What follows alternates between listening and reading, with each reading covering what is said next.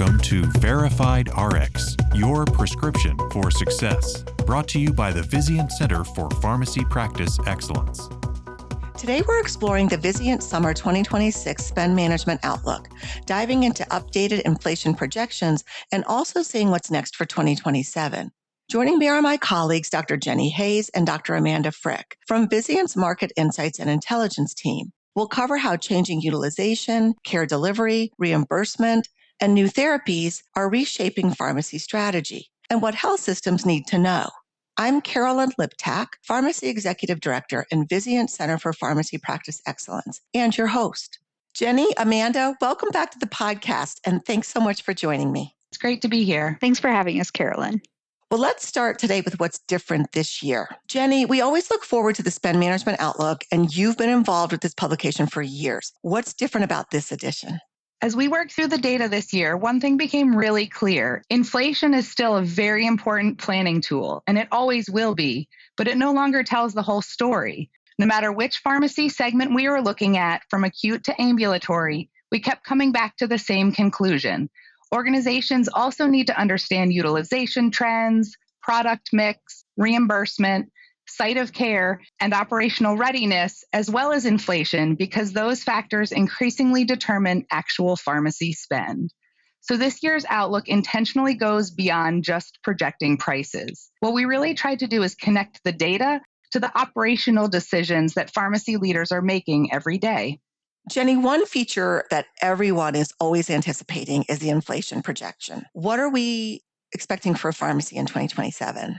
We're projecting a 3.54% pharmaceutical inflation on the cost of medications, which is higher than the 2.85% projection we shared back in January in the winter 2026 outlook. When people see that number, the first question is usually, what changed? In this case, the market didn't suddenly become more inflationary. This higher number reflects a broader shift in the products that are contributing to pharmacy spend.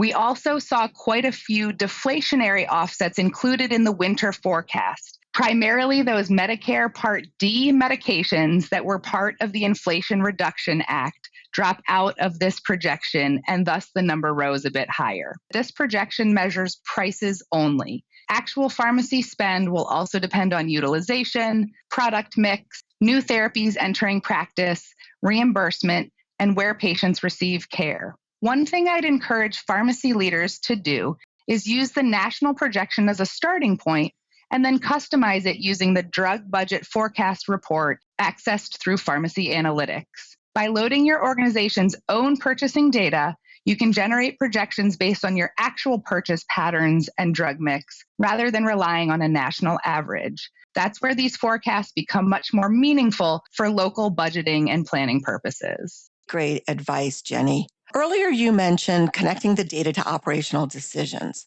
As you worked through the data, what were the most significant findings? There were really three big takeaways. First, pharmacy continues moving beyond the hospital into ambulatory, specialty, and home settings. Second, utilization is becoming one of the strongest planning signals we have. And third, organizations that connect pharmacy strategy with finance, ambulatory operations, specialty pharmacy, revenue cycle, and patient access are going to be much better positioned for the future.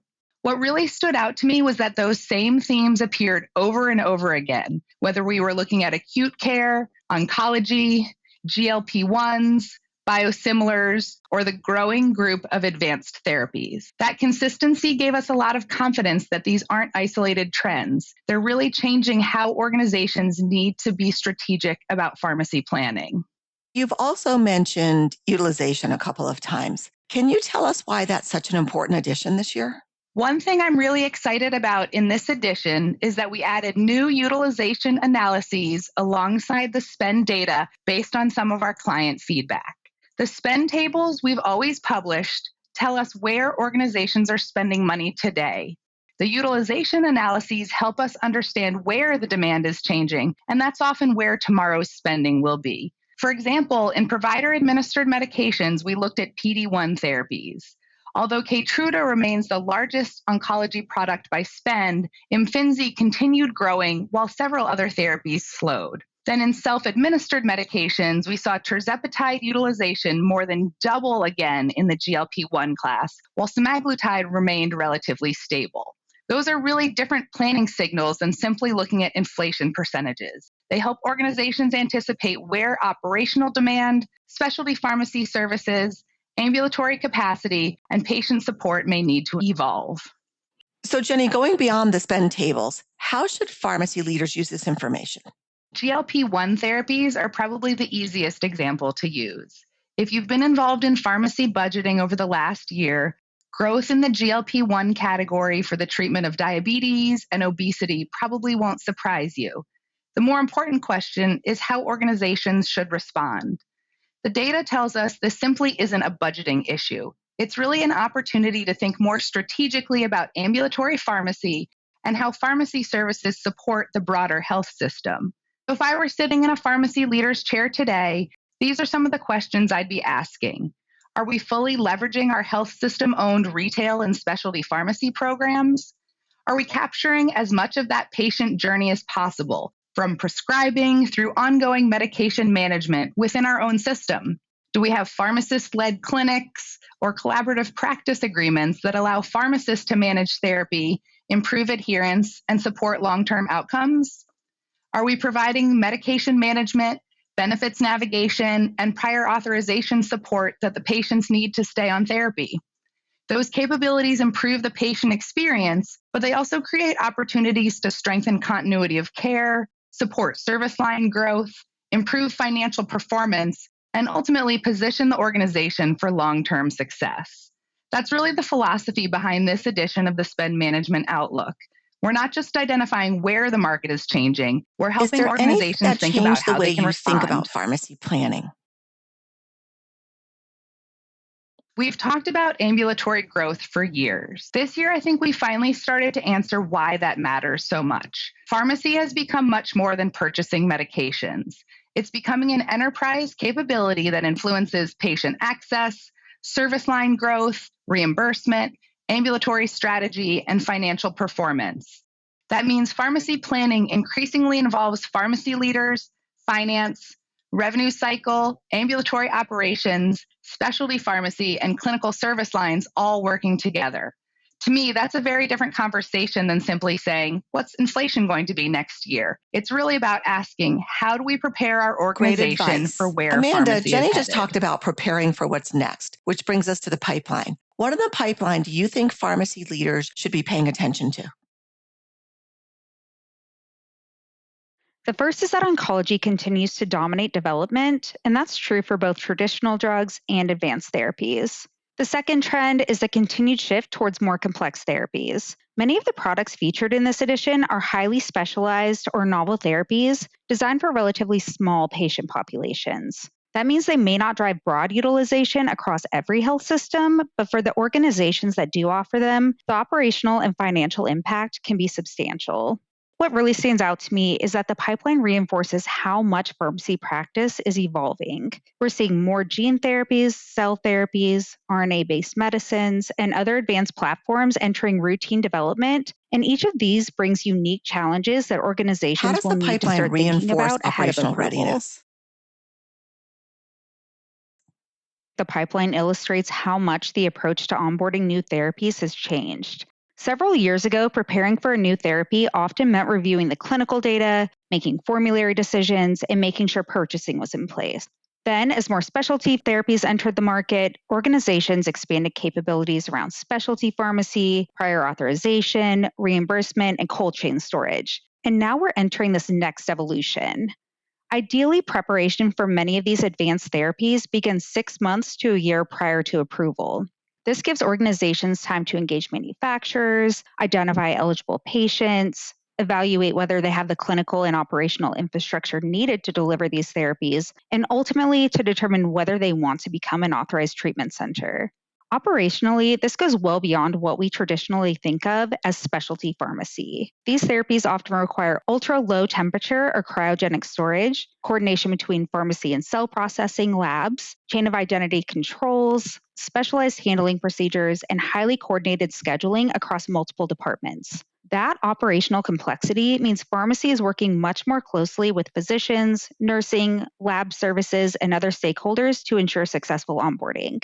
At the same time, because many of these therapies carry exceptionally high acquisition costs, finance and revenue cycle have also become critical partners early in the planning process. So to me, that's one of the biggest shifts that we're seeing. Successfully bringing these therapies to patients has become an enterprise-wide Along with effort this rather shift, than are there simply a any pharmacy other trends you're endeavor. watching, especially closely over the next few years?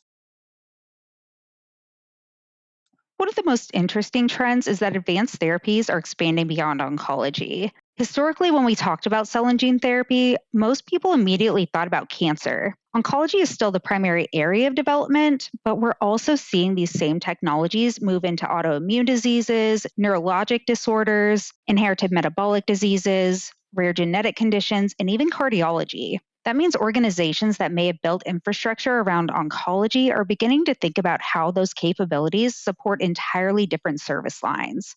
You're bringing neurologists, rheumatologists, cardiologists, metabolic specialists, and other teams into conversations that historically may have stayed within oncology. We're seeing two different planning challenges emerge. On one end of the spectrum are ultra-high cost therapies that may treat only a handful of patients each year, but require significant financial and operational planning. On the other end are therapies for larger patient populations, where the overall budget impact is driven by utilization rather than the cost of a single treatment. Both are important, but they What would require you say very is the different biggest planning takeaway for strategies. pharmacy leaders when it comes to the pipeline? Pipeline monitoring has become much more than keeping a list of upcoming approvals. Historically, pipeline monitoring was largely an informational exercise. Today, it's become a strategic planning function. The pipeline doesn't just tell us what's coming, it tells us what capabilities health systems are going to need next. It gives organizations time to identify operational gaps, engage manufacturers, educate clinicians, and prepare the infrastructure needed to safely deliver these therapies before they're approved. Ultimately, the pipeline isn't just telling us what drugs are coming next, it's giving us an early view of where pharmacy practice is headed. The organizations that are most successful won't be the ones reacting after approval. They'll be the ones using the pipeline to prepare months Good to and know, sometimes Amanda. even years Before in we advance. wrap up, Jeni, do you have any final thoughts for our listeners? If listeners remember just one thing from today's conversation, I hope it's this. Pharmacy planning is no longer just about forecasting inflation. It's about understanding where the market is changing, what those changes mean operationally, and preparing your organization for what's coming next. Today, we talked about how utilization, site of care, reimbursement, and changing care models are reshaping pharmacy strategy. Amanda then showed us how the pipeline reinforces those same themes. The therapies coming over the next several years will continue to move care into ambulatory settings, increase operational complexity, and require stronger enterprise planning than ever before. We've really only scratched the surface today. The Spend Management Outlook Insights Hub includes all of the pharmacy articles, category-specific analyses, utilization trends, pipeline resources, methodology, and supporting tools we've discussed. So I'd encourage listeners to spend some time exploring it. We'll include a link to the hub in our show notes. And finally, use the national projections as your benchmark, but use your own organization's data to build your budget and planning strategy.